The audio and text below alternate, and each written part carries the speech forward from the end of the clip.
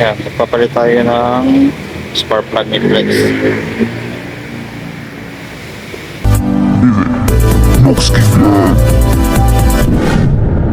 Stock spark plug niya NGK at ang code ay CPR8EA-9.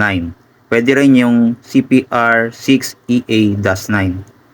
Nagpalit na tayo ng spark plug dahil nakaramdam tayo ng parang kinakapos siya ng power, then ang hirap din niya mag-start sa umaga.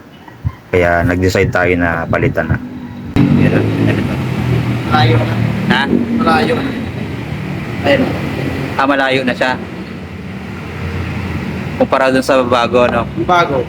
Malapit. Ano niya, standard. Oo. Lumayo. Malayo. Maupot na yung ano niya. Oo. Palitin na rin. Yan ah. Okay pa naman.